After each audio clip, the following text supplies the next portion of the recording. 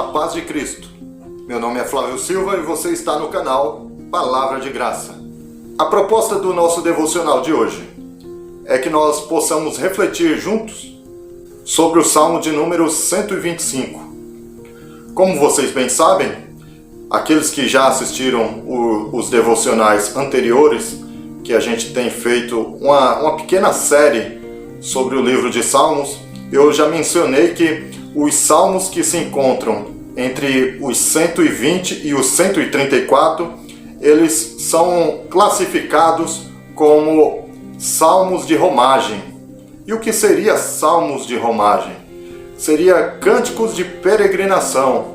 Se você quer uma explicação um pouco mais apurada, não tão profunda, mas um pouco mais apurada, assista em um de nossos vídeos sobre Salmos, sobre a explicação que eu já mencionei, sobre o significado e qual período que eles costumavam cantar mais os salmos de romagem, cântico de romagem. E hoje a proposta é que nós venhamos refletir sobre os salmos de número 125. E gostaria de ler junto com vocês. São apenas 5 versículos, mas que provavelmente trará muito alento ao seu coração. Deus, de alguma forma, falará ao seu coração através desse salmo. Os que confiam no Senhor são como o monte Sião, não serão abalados, mas permanecerão para sempre. Assim como os montes cercam Jerusalém, o Senhor se põe ao redor de seu povo, agora e para sempre. Os perversos não governarão a terra dos justos, para que os justos não sejam tentados a fazer o mal. Ó Senhor, faze o bem àqueles que são bons, aos que têm o coração sincero. Expulsa, porém, os que andam por caminho tortuosos. Ó Senhor, leva-os embora, junto com os que praticam o mal, e que Israel tenha paz. Como eu disse, esse salmo faz parte dos cânticos, ou salmos de romagem. Na maioria das Bíblias, esses salmos podem estar escritos como cântico dos degraus, que tem a ver com toda aquela roupagem que eu havia dito anteriormente. No versículo 1 nós vemos que o salmista diz: os que confiam no Senhor são como o monte Sião, não serão abalados, mas permanecerão para sempre. Nesse versículo, o salmista já nos desafia a nos perguntando, de certa forma, em quem nós temos confiado? Em quem você tem confiado? Em quem eu tenho confiado? Será que nós temos colocado a nossa confiança no Senhor? É comum, em períodos difíceis de nossas vidas, buscarmos alguém em quem confiar. Esse versículo nos diz que devemos confiar no Senhor, pois confiando nele, não seremos destruídos. Esse versículo também nos convida a expressarmos uma declaração de confiança no Senhor Jesus Cristo. Em tempos difíceis, em tempos de crise, devemos confiar no próprio Cristo, no próprio Deus que criou os céus e a terra. E o salmista diz que aquele que confia no Senhor não serão abalados. E no versículo 2 diz que a presença de Deus é simbolizada pelas colinas de Jerusalém, que está em volta da cidade para protegê-la. Era comum naqueles tempos que as cidades que ficavam cercadas por montanhas, elas eram mais fáceis de serem protegidas. E as montanhas, para os antigos povos, era sinônimo de que Deus estava por perto para protegê-los. De igual modo, podemos confiar em Deus, que está a todo instante perto de nós, com a sua presença. Nós não somos Jerusalém, nós somos filhos de Deus, servos do Senhor Jesus. Mas da mesma forma que os montes que cercavam Jerusalém protegiam aquela cidade, da mesma forma, o Senhor está nos cercando, nos protegendo, nos livrando, nos guardando. Podemos nos lembrar do versículo 7 do Salmo 34, que diz que o anjo do Senhor acampa-se ao redor dos que o temem e os livra. Aquele que teme a Deus, aquele que ama o Senhor, os anjos do Senhor estão acampados ao nosso redor. Mas às vezes você pode se perguntar, mas então por que passamos por diversas dificuldades e aflições? Irmãos, irmãs, infelizmente, enquanto estivermos nesse mundo pecaminoso, também estaremos sujeitos às mesmas coisas que outras pessoas. No entanto, devemos ter em nossa mente que em todas essas situações, Deus se faz presente. Como o próprio Cristo diz em sua palavra, no Evangelho de Mateus, capítulo 5, versículo 45, que a chuva e o sol é para os justos e os injustos. Então, seja qual for a nossa realidade hoje, precisamos continuar confiando no Senhor Jesus Cristo. Nós servimos a Deus não é simplesmente para ficarmos protegidos dos acidentes, das aflições, das doenças, não, porque, como eu disse, nós também estamos sujeitos a isso. Nós devemos servir a Cristo, ao Senhor nosso Deus, porque nós o amamos, porque nós queremos agradá-lo, porque nós não encontramos outro meio de adoração ao Pai se não for pelo Filho. Então essa história de que nada acontece com o povo de Deus é uma ideia muito perigosa de nós defendermos. Porque em meio às situações difíceis, aquele que serve ao Senhor, ele sabe a quem ele pode correr, a quem ele pode se derramar, pedindo força e pedindo misericórdias.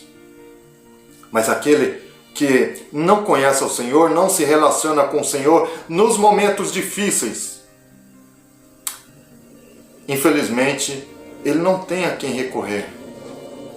Agora nós que temos um relacionamento, aliás, procuramos ter um relacionamento íntimo com o Senhor, verdadeiramente, nós sabemos que tem um Deus que olha por nós e que nos momentos de angústias, de tribulações, Ele está presente a todo momento conosco.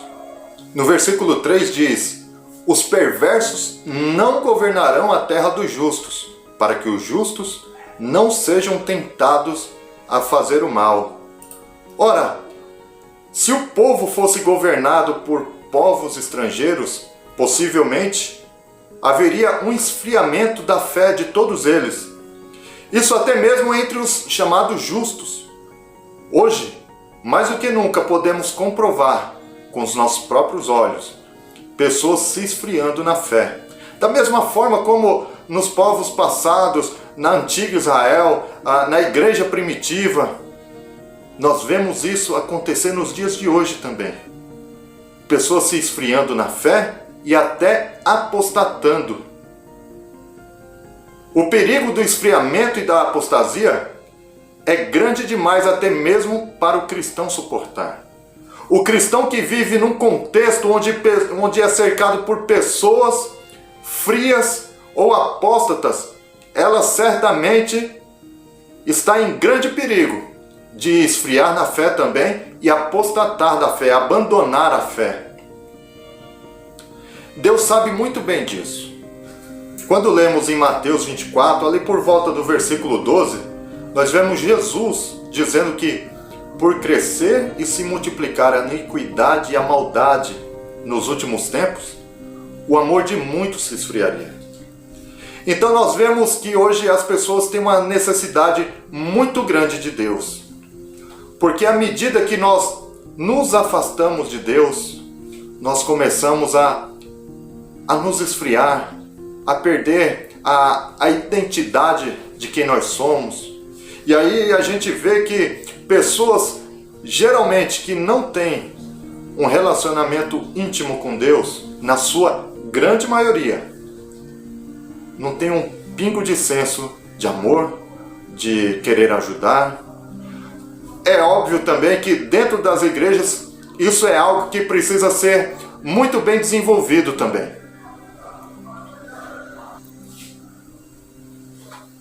Até então, porque no ambiente religioso, isso deve ser algo muito natural. O amor entre as pessoas, o desejo mútuo de querer ajudar uns aos outros.